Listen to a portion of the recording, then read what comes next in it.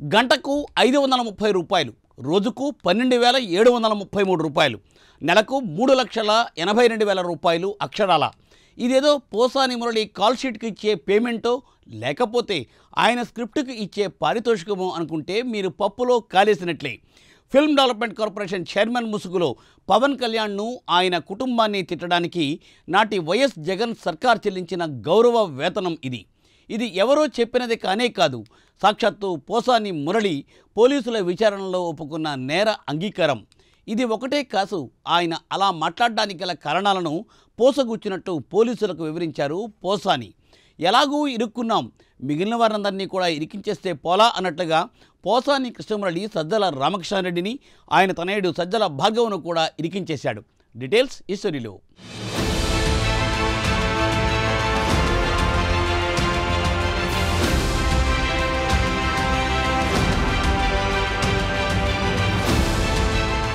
తిట్టుకో rate, బూతుకో budget. నాయకులను తిడితే ఒక పేమెంట్, కుటుంబాన్ని కూడా కలిపి తిడితే ఇంకాస్త ఎక్కువ పేమెంట్. ఇప్పటి వరకు పేటీఎం అని మాత్రమే విమర్శిస్తుంటే అందరూ అయ్యో పాపం అనుకున్నారు. కానీ తిట్లకు కూడా అధికారికంగా పేమెంట్ చేశారంటే ఇది మామూలు విషయం కాదు. పోసాని కృష్ణమురళి ఇష్యూలోనూ అదే జరిగింది. పోసాని కృష్ణమురళిని నాటి వైఎస్ జగన్ సర్కార్ Andhra Pradesh state film television and theatre development కార్పొరేషన్కు చైర్మన్గా నియమించింది. 2022 జూన్ 25న పోసాని కృష్ణమురళిని ఫిల్మ్ డెవలప్మెంట్ కార్పొరేషన్ చైర్మన్గా నియమించాలంటూ నాటి సీఎం జగన్ సెక్రటరీ సంబంధిత అధికారులకు లేఖ రాశారు. ఆ లేఖను పరిగణలోకి తీసుకున్న అధికారులు పోసాని కృష్ణమురళిని ఫిల్మ్ డెవలప్మెంట్ కార్పొరేషన్ చైర్మన్గా నియమిస్తూ 2022 నవంబర్ 3న జీవో నంబర్ 2332ను జారీ చేశారు. అయితే రిమాండ్ రిపోర్ట్లో పోసాని కృష్ణమురళి అంగీకరించిన దాన్ని బట్టి ఆయనకు నెలకు 3.82 లక్షల రూపాయలు గౌరవ వేతనం ఇచ్చారని అంగీకరించారు. అవే కాకుండా మరికొన్ని ప్రభుత్వం నుంచి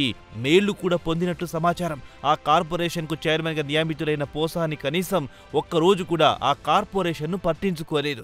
కేవలం మీడియా సమావేశాలు ఏర్పాటు చేయడం, పవన్ కళ్యాణ్ను ఆయన కుటుంబాన్ని బండబూతులు తిట్టడం, అంతేకాకుండా రాష్ట్రంలో వివిధ సామాజిక వర్గాలను కించపరిచేలా వ్యాఖ్యలు చేయడం, తద్వారా అలజడులు సృష్టించాలని చూడడం పోసానికి నాటి జగన్ ఇచ్చిన టాస్క్. ఆ టాస్క్ ని పోసాని తూచ తప్పకుండా పాటించాడు.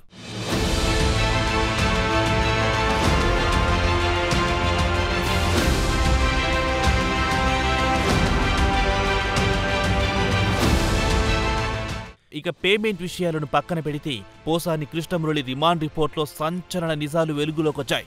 సజ్జల రామకృష్ణారెడ్డి రాసిచ్చిన స్క్రిప్టే తాను చదివేవాడనని పోసాని పోలీసుల విచారణలో బయటపెట్టాడు. దీంతో ఇప్పుడు ఈ కేసు ఉచ్చు సజ్జల రామకృష్ణారెడ్డి మెడకు బిగుసుకోబోతోంది. దీంతో పాటు తాను చేసిన వీడియోలను సజ్జల భార్గవ్ సోషల్ మీడియాలో వైరల్ చేయించేవాడని కూడా ఆయన అంగీకరించారు. దీంతో ఇదే కేసులో తండ్రి కొడుకులకు కూడా ఇబ్బందులు తప్పేలా లేవు. పైగా ఈ కేసుకు సంబంధించి పోలీసులు ఎఫ్ఐఆర్లో పోసానితో పాటు ఇతరులు కూడా ఉన్నారని పేర్కొన్నారు. దీన్ని బట్టి చూస్తే తండ్రి కొడుకులను కూడా ఈ కేసులో నిందితులుగా చేర్చే అవకాశాలు మెండుగా కనిపిస్తున్నాయి. ఇక ఇదిలా ఉంటే పోసాని నేరం అంగీకార పత్రంలో అనేక అవాకయ్య వాస్తవాలున్నాయి. మరీ ముఖ్యంగా పవన్ కళ్యాణ్ను తిట్టడం ద్వారా ఆయన అభిమానులు రెచ్చిపోతారని, దానివల్ల అలజడులు జరుగుతాయని, వాటిని రాజకీయంగా వాడుకోవడమే తమ ప్లాన్ అని ఆయన అంగీకరించారు. పవన్ను మాత్రమే తిడితే సరిపోదని, ఆయన కుటుంబాన్ని కూడా తిడితే తీవ్రత ఎక్కువగా ఉంటుందనే కోణంలో తిట్టారని ఆయన అంగీకరించారు. అలాగే రెండు సామాజిక వర్గాల మధ్య చిచ్చు పెట్టేందుకు నంది అవార్డుల ఇష్యూని బయటికి తీసుకొచ్చినట్టు తెలిపారు.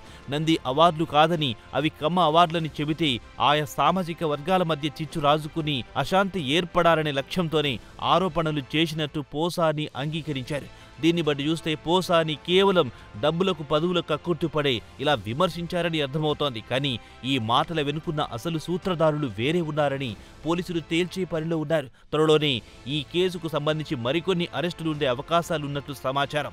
మొత్తానికి డబ్బులకు ఆశపడే ఎంతో టాలెంట్ ఉన్న ఒక రచయిత, డైలాగ్ రైటర్, ఒక గొప్ప నటుడు ఇప్పుడు రాజంపేట జైల్లో కటకటాల్లో కటిక నేలపై రిమాండ్ ఖైదీగా ఉండడం బాధాకరమని చెప్పాలి. ఇకనైనా ఎవరో కళ్లల్లో ఆనందం కోసం వెంపర్లాడి ఇలా జైలు పాలు కాకుండా ఉండాలని కోరుకుందాం.